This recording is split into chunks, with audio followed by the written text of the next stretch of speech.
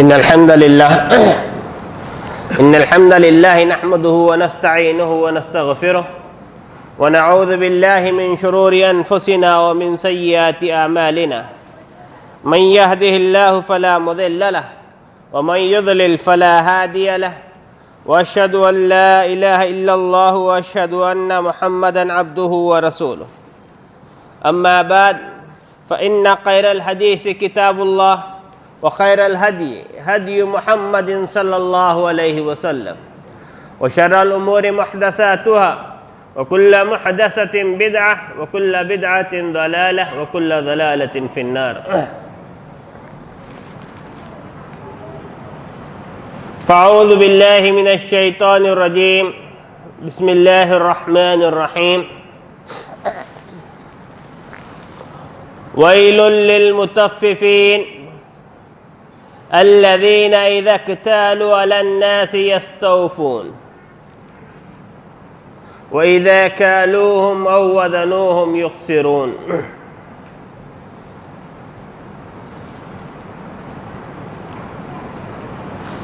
وقال النبي صلى الله عليه وسلم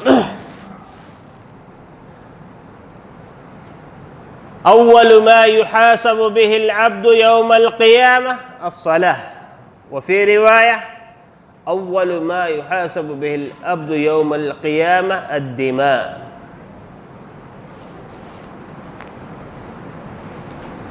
محترم حاضرین، حمد و صلات کے بعد میں نے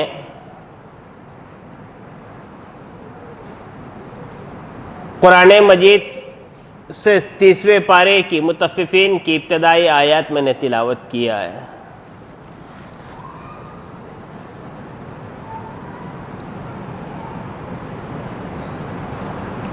اللہ رب العالمین ارشاد فرماتا ہے وَيْلٌ لِلْمُطَفِّفِينَ، بڑی خرابی ہے ڈنڈی مارنے والوں کے لیے۔ الَّذِينَ إِذَا اكْتَالُوا عَلَى النَّاسِ يَسْتَوْفُونَ، جب لوگوں سے لیتے ہیں ناپ تول کر تو پورا پورا لیتے ہیں۔ وَإِذَا كَالُوهُمْ أَوْ وَزَنُوهُمْ يُخْسِرُونَ، اور جب دوسروں کے لیے ناپتے ہیں تولتے ہیں دینے کی باری آتی ہے یخسرون، ڈنڈی مار دیتے ہیں۔ أَلَا يَظُنُّ أَنَّهُمْ أُولَئِكَ مَبْعُوثُونَ، کیا انہیں قیامت کے دن جی اٹھنے کا خیال نہیں ہے؟ لیوم عظیم، اس عظیم دن جس دن لوگ اپنے رب کے سامنے کھڑے ہوں گے۔ اسلام صرف حقوق اللہ ادا کرنے کا نام نہیں ہے، مسجد سے رشتہ جوڑ کر رکھنے کا نام اسلام نہیں ہے، روزے رکھنے کا نام اسلام نہیں۔ اسلام نام ہے حقوق اللہ کے ادا کرنے کا، اسلام نام ہے حقوق العباد کے ادا کرنے کا۔ قرآن مجید کا آپ مطالعہ کریں گے تو معلوم ہوگا 10 سے 15% احکام ہی ایسے ہیں جو اللہ اور اللہ کے رسول کے متعلق ہیں، باقی کے 80% قرآن مجید سارا حقوق العباد کے متعلق ہے، معاملات کے متعلق ہے۔ گویا 1/3 سے بھی کم حصہ ایسا ہے جس میں قرآن مجید حقوق اللہ کے تعلق سے ہماری رہنمائی کرتا ہے، باقی کا سارا قرآن مجید یا تو ہمیں اخلاق سکھاتا ہے، آداب بتاتا ہے، برے اخلاق سے روکتا ہے، حسن اخلاق کی تعلیم دیتا ہے، بڑوں کا ادب سکھاتا ہے، چھوٹوں پہ شفقت جو ہے بتاتا ہے۔ گویا اسلام نام ہے عقیدہ صحیح کرنے کا، اسلام نام ہے حقوق العباد ادا کرنے کا، اسلام نام ہے اپنے معاملات کو درست کرنے کا، اسلام نام ہے اپنی معاشرت میں کو اچھا کرنے کا، اسلام نام ہے اپنی معیشت کو سدھارنے کا، حق اور حلال طریقے سے کمانے کا۔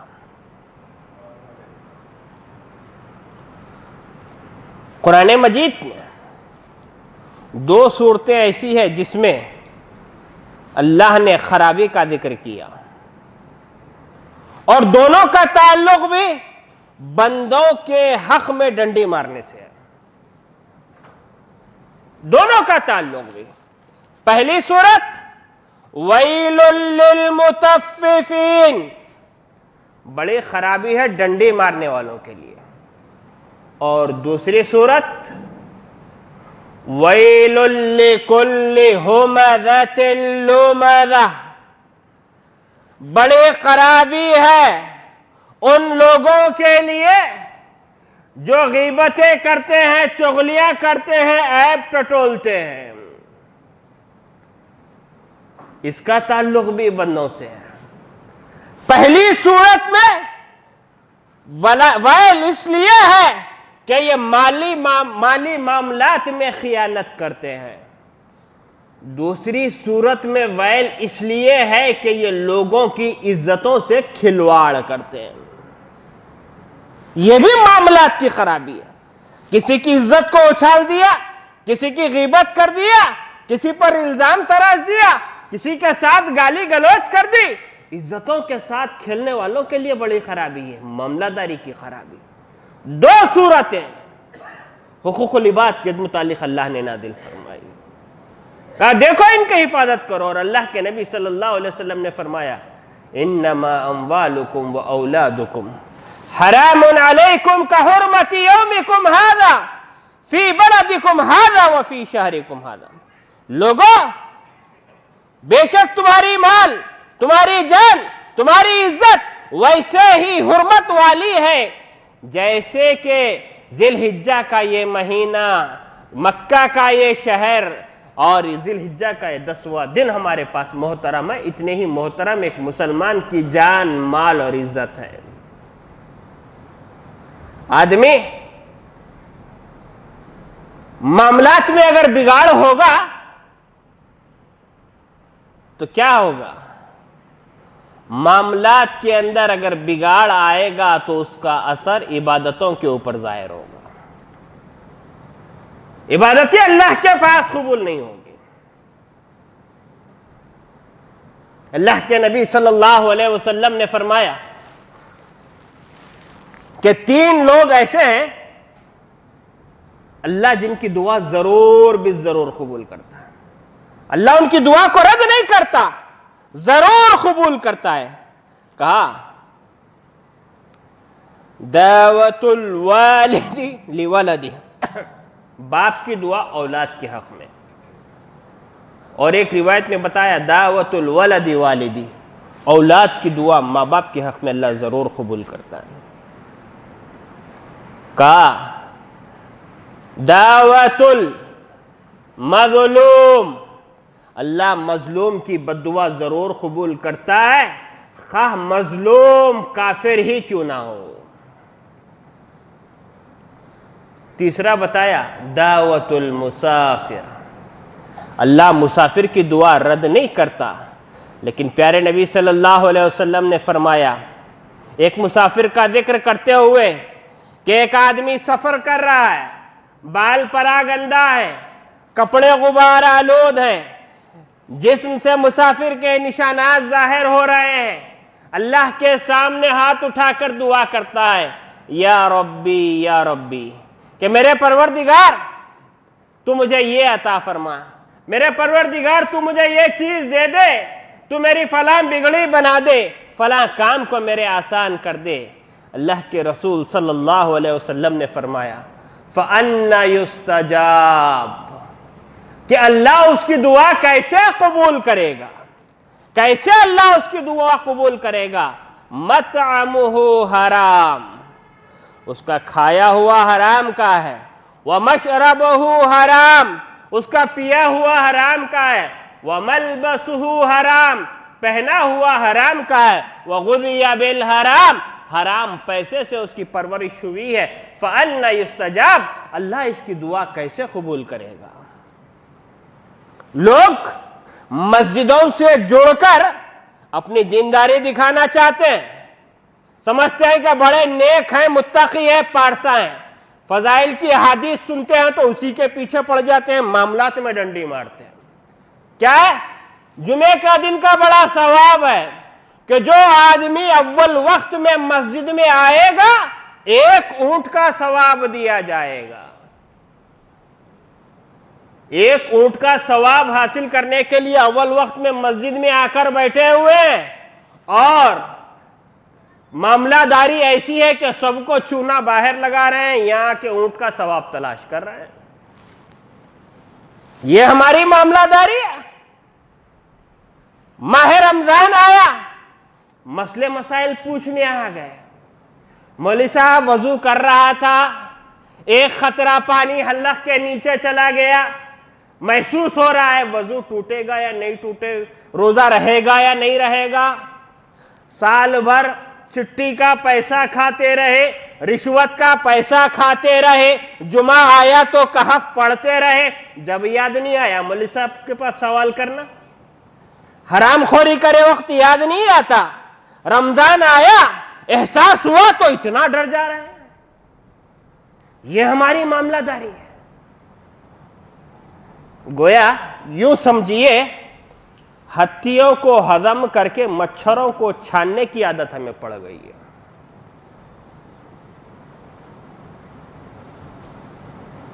سال بھر کریں گے، عبادتوں کے موقع پہ آ کے ملتویوں کو گھسیں گے، معاملات میں اگر صحیح رہو گے اللہ دنیا بھی سدھارے گا، آخرت بھی سدھارے گا۔ وَيْلٌ لِّلْمُطَفِّفِينَ، بڑی خرابی ہے ان لوگوں کی جو ڈنڈی مارتے ہیں۔ کون ڈنڈی مارتے ہیں؟ شادی بیاہ کا موقع ہے، شادی بیاہ کا موقع ہے، اللہ نے مرد کی صفت بیان کی، الرجال قوامون علی النساء، اللہ نے مرد کو عورت پر فوقیت دیا ہے۔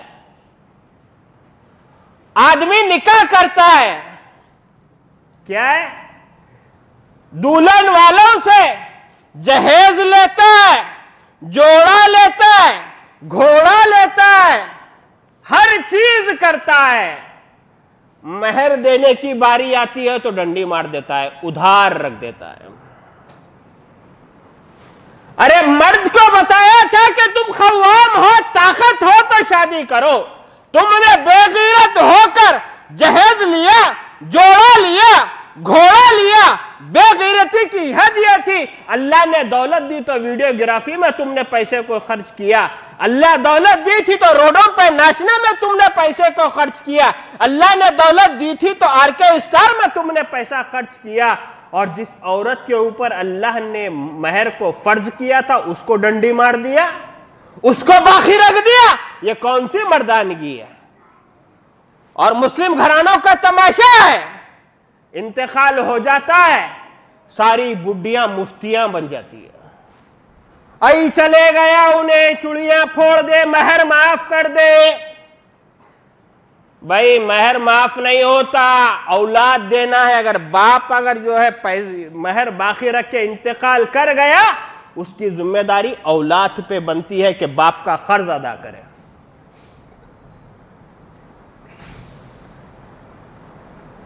اگر آدمی مہر نہیں دے گا تو بدکاری میں اس کا عمل شمار ہوگا۔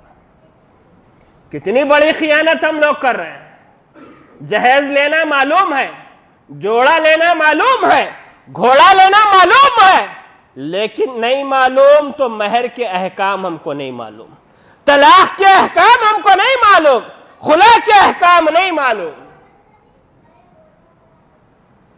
ویل للمطففین، بڑی خرابی ہے ان لوگوں کی جو ڈنڈی مارتے ہیں. نکاح ہوتا ہے، آدمی چاہتا ہے کہ اس کی بیوی روبوٹ بن کے رہے، اشاروں پہ کام کرے، ہر چیز اشاروں پہ ہو جائے. لیکن آدمی جو کھاتا ہے بیوی کو نہیں کھلاتا، جو پہنتا ہے بیوی کو نہیں پلاتا، جو پہنتا ہے بیوی کو نہیں پہناتا، اس کی جائز ضروریتوں کا خیال نہیں رکھتا. کہا ویل للمطففین، بڑی خرابی ہے ان لوگوں کے لیے جو ڈنڈی مارتے ہیں، بیوی سے سارے حقوق لیتے ہیں، دینے کی باری آتی ہے تو پسر جاتے ہیں. اللہ کے نبی نے اللہ نے کہا استوصوا بالنساء خیر، کہ لوگوں میں تمہیں عورتوں کے متعلق بھلائی کی وصیت کرتا ہوں، بھلائی کی وصیت کرتا ہوں. عورتوں کے تعلق سے اچھا سلوک کرو، اچھا برتاؤ کیا کرو. اور اللہ کے نبی صلی اللہ علیہ وسلم نے نمونہ پیش کیا، کہا خیرکم خیرکم لأہلہ وانا خیرکم لأہلی، کہ لوگوں تمہیں بہترین آدمی، تمہیں بہترین انسان وہ ہے جو اپنے گھر والوں کے نزدیک اچھا ہو، اور میں تم تمام لوگوں میں اپنے گھر والوں کے نزدیک سب سے بہتر ہوں، سب سے اچھا ہوں. یہ چیز ویل للمطففین. معاملہ داری ہماری صحیح ہونی چاہیے، چاہے شادی بیاہ کا موقع ہو، چاہے غم کا موقع ہو.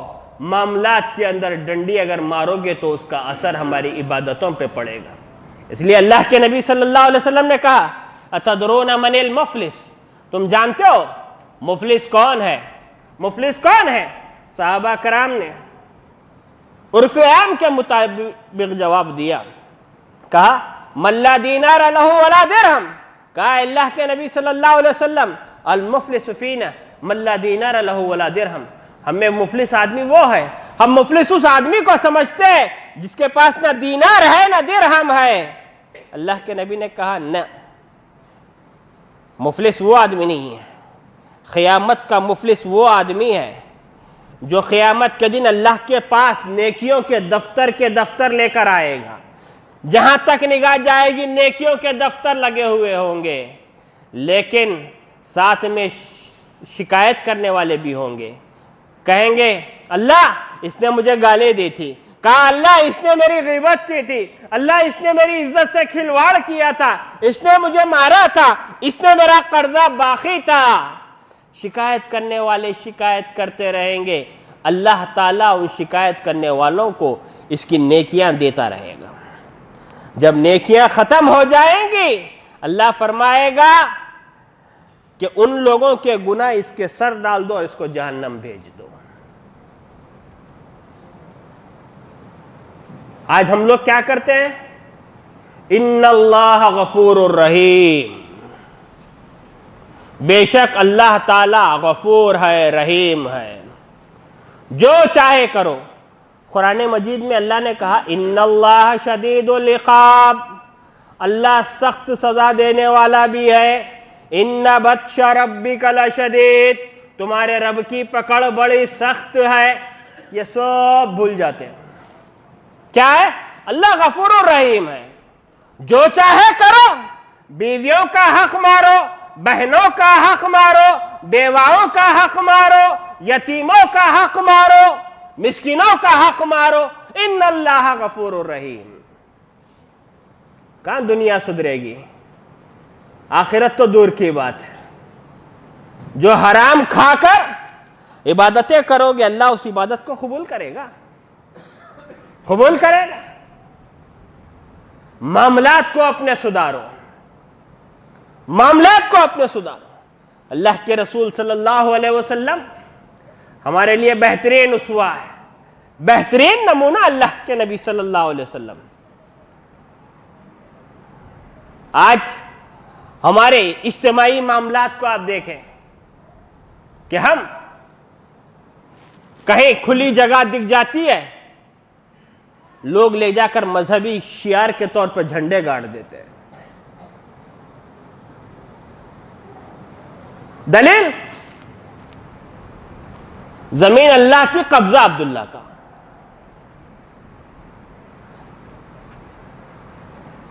یہ معاملہ چل رہا ہے. لیکن پیارے نبی صلی اللہ علیہ وسلم کا اسوہ بھی سامنے رکھیے جب ایسی حرکتیں مذہب کے نام پہ کرتے ہیں. اللہ کے نبی صلی اللہ علیہ وسلم ہجرت کر کر مدینہ تشریف لائے تو اللہ کے نبی صلی اللہ علیہ وسلم نے سب سے پہلے اللہ کا گھر بنایا, بعد میں اپنے گھر اللہ کے نبی نے تعمیر کیا. اللہ کے نبی صلی اللہ علیہ وسلم کو ایک زمین پسند آئی. آج جس جگہ مسجد نبوی بنی ہوئی ہے وہ جگہ اللہ کے نبی صلی اللہ علیہ وسلم کو پسند آئی. کہا کہ اس جگہ پر اللہ کا گھر تعمیر ہونا چاہیے. آپ نے زمین کے مالک کو تلاش کیا تو 2 یتیم بچوں کی وہ زمین نکلی. وہ یتیم بچے آئے, کہا اے اللہ کے رسول صلی اللہ علیہ وسلم, یہ زمین ہماری ہے اور ہمیں پتا چلا ہے کہ آپ اس مقام پر اللہ کا گھر تعمیر کرنا چاہتے ہیں. اے اللہ کے نبی صلی اللہ علیہ وسلم, ہم یہ زمین آپ کو فری دے دیتے ہیں, فری دے دیتے ہیں. اللہ کے نبی صلی اللہ علیہ وسلم نے کہا کہ نہیں, میں یہ زمین اس وقت تک نہیں لوں گا جب تک کہ تم اس کی موجودہ قیمت مجھ سے نہیں لے لیتے. اللہ کے نبی صلی اللہ علیہ وسلم نے موجودہ قیمت دے کر وہ مسجد نبوی کی زمین حاصل کی.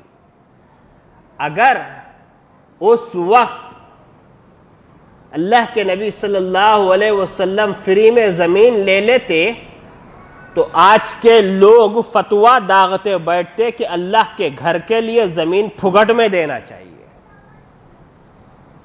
کتنوں کو کھا جاتے. جب مسجد نبوی کے لیے اللہ کے نبی نے زمین لینا گوارا نہیں کیا, آج ہم لوگ جھنڈے گاڑنے کے لیے دوسروں کی زمینوں کو ہڑپ رہے ہیں. یہ ہمارے معاملات ہیں, یہ ہمارے معاملات ہیں. معاملات کی خرابی کی وجہ سے آج ہماری عبادتیں بھی ہم سے ضائع ہو رہی ہیں. اسی طرح سے معاملات کی خرابی کی ایک وجہ قرض بھی ہے. قرض ہے. اللہ کے نبی صلی اللہ علیہ وسلم نے نماز کے اندر جو دعا سکھائی اس میں ایک دعا پیارے نبی صلی اللہ علیہ وسلم نے فرمایا, اللہم انی اعوذ بک من المأثم والمغرم. اے اللہ, میں تیری پناہ چاہتا ہوں گناہ سے اور والمغرم قرض سے. قرض سے. آج مسلم معاشرے کی صورتحال اتنی خراب ہے کہ آج رہن سنٹر والوں کو پالنا گوارا ہے مسلم معاشرے کو, لیکن جو آدمی ہمدردی کے طور پر جو رقم دیتا ہے اس کو وقت پہ لوٹانا اس کو گوارا نہیں. سود پر پیسہ لینا, سود پر پیسہ دینا, سود کے گواہ بننا. اللہ کے رسول صلی اللہ علیہ وسلم نے فرمایا کہ جو آدمی ایسی حرکت کرتا ہے گویا وہ اپنی سگی ماں کے ساتھ بدکاری کرتا ہے. سود لینے والا, سود دینے والا, گواہ بننے والا, سارے کے سارے لوگ اس معاملے میں مجرم ہیں. آج ہمارے مسلم بھائی مسلموں کا ہاتھ کیوں نہیں پکڑتے, کیوں کتراتے ہیں؟ اس لیے ہماری زبان میں سچائی نہیں, ہم صداقت میں پورا نہیں اترتے, وعدوں کی پاسداری ہم سے نہیں ہوتی. رہن سنٹروں کو پالنے والے ہمارے پاس گوارا ہے, مگر ہیلپ کرنے والوں کو ہم برداشت نہیں کرتے. جو لوگ ہیلپنگ نیچر رکھتے ہیں بعد میں انہی کو ہم لوگ بدنام کر دیتے ہیں. قرض لیتے ہیں, آدمی پوچھتا ہے جواب آتا ہے ہاں مرنے سے پہلے تم کو دیں گے، یا نہیں دیے تو آخرت میں لے لینا۔ اللہ کے نبی نے کہا لوگوں قرض سے اللہ کی پناہ مانگو، دعا سکھائی قرض سے اللہ کے نبی صلی اللہ علیہ وسلم نے پناہ مانگنے کی۔ اپنے معاملات کو درست کرو، معاملات اگر خراب ہوں گے اس کا اثر ہماری عبادتوں پہ پڑے گا۔ معاملات میں تجارت بھی ہے، کہا یا ایھا الذین آمنوا لا تأکلوا اموالکم بینکم بالباطل الا ان تکون تجارتا عن تراض منکم۔ اے ایمان والو، تم آپس کے مال ناجائز اور باطل طریقے سے نہ کھایا کرو، الا ان تکون تجارتا عن تراض منکم۔ ہاں یہ آپس کے تجارت اور رضامندی کے ذریعے سے ہو تو یہ بہت بہتر ہے، یہ بہت بہتر ہے کہ تم اپنے آپس کے مالوں کو تجارت کے ذریعے سے کھاؤ۔ آج تجارتوں کے اندر معاملات صحیح نہیں ہونے سے آپس میں دشمنیاں جو ہے جنم لے رہی ہیں، تجارت میں صفائی نہ ہونے کی وجہ سے، شفافیت نہ ہونے کی وجہ سے رشتہ داریوں میں جو ہے دراڑ آ رہی ہے۔ مثال کے طور پر یوں سمجھے کہ باپ اور بیٹے مل کر کاروبار کر رہے ہیں، باپ یہ سمجھ رہا ہے کہ میں اپنے بیٹے کو ساتھ رکھا ہوا ہوں، باپ کا انتقال ہو جاتا ہے، بیٹا مالک بن کے بیٹھ جاتا ہے، بیٹا مالک بن کے بیٹھ جاتا ہے کہ یہ سارا کمایا ہوا مال میرا ہے۔ اب نتیجہ کیا ہوتا ہے؟ لوگ مفتی حضرات کے سامنے پھرتے ہیں کہ دیکھو ہمارا معاملہ ایسا ہے۔ نہیں، اپنی آپس کی تجارت کو واضح کرنا تھا۔ بڑے لوگوں نے غلطی کی، بڑے لوگوں کی غلطی کیا تھی؟ بڑے لوگوں نے یہ واضح نہیں کیا کہ یہ میرا بیٹا میرے ساتھ جو کام کر رہا ہے یہ باپ ہونے کی حیثیت سے جو ہے میری ساتھ جڑا ہوا ہے، یا خادم کی حیثیت سے جڑا ہوا ہے، یا پارٹنر کی حیثیت سے جڑا ہوا ہے۔ نتیجہ کیا ہوا؟ نتیجہ کیا ہوا؟ نتیجہ یہ ہوا کہ بیٹے کی نیت خراب ہو گئی، ساری پراپرٹی کے اوپر قابض ہو گیا۔ اب اگر ان گچھیوں کو سلجھانا چاہیں گے تو گچھی نہیں سلجھتی۔ کیوں؟ بڑے لوگوں نے واضح نہیں کیا تھا ملکیت کو کہ بیٹا پارٹنر کی طور پہ جو ہے باپ کے ساتھ جڑا ہوا، یا خادم کی طور پر جڑا ہوا، یا رضاکارانہ طور پہ جڑا ہوا۔ رشتہ داریوں میں دراڑیں، بھائیوں بہنوں کے اندر دوریاں، ایک دوسرے کی صورت دیکھنا ان کو گوارا نہیں ہے۔ کیوں؟ بنیادی جو معلومات تھی وہ ہم نے حاصل نہیں کی، اس کو واضح نہیں کیا۔ نتیجہ یہ ہو رہا ہے کہ رشتہ داریوں میں دوریاں آ رہی ہیں۔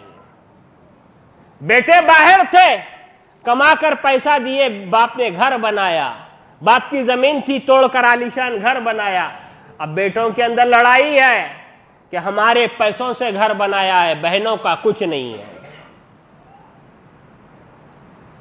واضح ہونا چاہیے تھا ملکیت کہ بیٹے جو تم پیسہ مجھے دے رہے ہو یہ میرے اپنے لیے دے رہے ہو یا اپنا تاج محل تم بنا رہے ہو۔ گھر بن گیا، بہنوں کے حصے کو ہم نے مار دیا، اور انہی حصوں کو کھا کر مسجد میں آ کے جو ہے متقی بن جاتے ہیں۔ جبکہ اللہ کے نبی صلی اللہ علیہ وسلم نے فرمایا کہ جو آدمی ایک بالش زمین بھی ناحق کسی کی کھائے گا، اللہ 7 توخوں کا زمین اس کی گردن میں ڈالے گا۔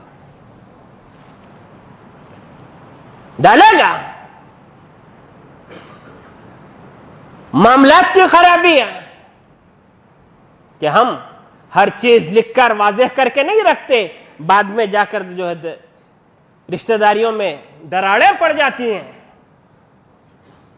قرض کے احکام بتائے گئے، قرض دو لو تو سب سے پہلے لکھ لیا کرو. قرآن مجید میں سب سے بڑی آیت اگر کوئی ہے تو وہ قرض کے متعلق ہے, حقوق العباد کے متعلق ہے, نماز کے متعلق نہیں ہے, روزے کے متعلق نہیں ہے, زکوٰۃ اور حج کے متعلق نہیں ہے. اگر ہے تو حقوق العباد کے متعلق ہے, بندوں کے متعلق ہے کہ قرض دیو یا لو تو اس کو ریٹنگ میں لاؤ, لوگوں کو گواہ بناؤ. یہ سارے تجارت کے معاملات ہمارے ریٹنگ میں ہونی چاہیے. زبانی جو باتیں ہوتی ہیں یہ بعد میں چل کر آپسی دشمنیوں کا ذریعہ بنتی ہیں. ہمارے معاملات کیا ہے؟ ہمارے معاملات جہاں حقوق العباد میں صحیح ہونی چاہیے وہیں حقوق اللہ میں بھی جو ہے اپنے معاملات کو درست کرنا چاہیے, اپنے عقیدے کو درست کرنا چاہیے. آج کیا ہے؟ 23 دسمبر ہے. 25 دسمبر کو لوگ عیسیٰ کرسمس مناتے ہیں اور ہم لوگ اس کا حصہ بنتے ہیں. حالانکہ کرسمس منانا یہ اللہ تبارک و تعالیٰ کو گالی دینے کے برابر ہے. اللہ کے نبی صلی اللہ علیہ وسلم نے فرمایا, حدیث قدسی ہے, یوزینی ابن آدم مجھے تکلیف پہنچاتا ہے, مجھے گالی دیتا ہے اس لیے کہ وہ میری اولاد ٹھہراتا ہے, میری اولاد ٹھہرا کر مجھے گالی دیتا ہے. اور آج مسلم معاشرہ کیک بنا کر ان لوگوں کو سپلائی کرتی ہے, ان کی محفلوں میں جو ہے شریک ہوتی ہے, ہیپی کرسمس کے الفاظ اپنی زبان سے یہ لوگ ادا کرتے ہیں, جبکہ یہ بہت بڑا بہتان اللہ تعالیٰ کے اوپر ہے کہ نہیں ہم جو ہے کیک نہیں کاٹ رہے ہیں, ان کو مبارکبادی دے رہے ہیں. ارے جو قوم اللہ تعالیٰ کے اوپر گالیاں کس رہی ہے, اللہ کے لیے بیٹیاں قرار دے رہی ہے, اس قوم کو ہم ہیپی کرسمس کہہ رہے ہیں, اس قوم کو ہم مبارکباد دے رہے ہیں. اس سے بہتر ہوتا کہ ہم اپنے عقیدے کو درست کرتے. دنیا میں آسمانی مذاہب کی ماننے والی 3 قومیں ہیں. ایک یہودی ہے, یہودی یہ آسمانی مذہب کی ماننے والی قوم ہے, اس کے عقیدے میں بگاڑ آیا, اس نے کہا عزیر علیہ السلام اللہ کے بیٹے ہیں. وقالت الیہود عزیر ابن اللہ. عیسائیوں نے کہا کہ عیسیٰ علیہ السلام اللہ کے بیٹے ہیں. مشرکین مکہ نے کہا فرشتے اللہ کی بیٹیاں ہیں. اللہ نے تینوں کا جواب صرف سورہ اخلاص میں دے دیا. کہا قل هو اللہ احد, کہو اللہ ایک ہے, اللہ الصمد, اللہ بے نیاز ہے, لم یلد ولم یولد, نہ اللہ کسی کی اولاد ہے نہ اللہ کی کوئی اولاد ہے. یہودیوں کا جواب بھی اس کے اندر آ گیا, عیسائیوں کا جواب بھی اس کے اندر آئے گا, مشرکین مکہ کا جواب بھی اللہ نے اس کے اندر دے دیا. وَلَمْ يَكُنْ لَهُ كُفُوًا أَحَدٌ, اللہ کے برابر کوئی نہیں, اللہ کا ہمسر کوئی نہیں. یہ مسلمان کا عقیدہ ہونا چاہیے. یہ کیک کاٹنا, کیک والوں کی محفلوں میں شریک ہونا, یہ گویا اللہ کو گالی دینے کے برابر ہے. اس کا خاص طور سے خیال رکھیے اور اپنے آپ کو داعی بنائیے. کم از کم سورہ اخلاص کا ترجمہ یاد کیجئے تاکہ اصلاح کے طور پہ ہم بول سکیں کہ دیکھو ہمارا عقیدہ یہ ہے, ہم اللہ کی شان میں گستاخی نہیں کرتے. تو سارے خطبے کا خلاصہ یہی ہے کہ ہم اپنے معاملات کو درست کریں, چاہے اس کا تعلق حقوق اللہ سے ہو, چاہے اس کا تعلق حقوق العباد سے ہو. اللہ رب العالمین سے دعا ہے کہ اللہ رب العالمین مجھ کہنے والوں کو, سننے والوں کو عمل کی توفیق عطا فرمائے. اللہ جب تک رکھے اسلام پر رکھے، ایمان پر رکھے، اپنے دوستوں کے قریب رکھے، دشمنوں سے دور رکھے، ظالموں کے ظلم سے، حاسدوں کے حسد سے، مکاروں کی مکاری، شر پسندوں کے شر سے اللہ ہماری حفاظت فرمائے۔ اے اللہ جو پریشان حال ہے ان کی پریشانیوں کو دور فرما، جو مصیبت زدہ ہے ان کی مصیبتوں کو دور فرما، جو بیمار ہے شفاء کاملہ عطا فرما، صحت عاجلہ عطا فرما۔ ربنا تقبل منا انک انت السمیع العلیم وتب علینا انک انت التواب الرحیم۔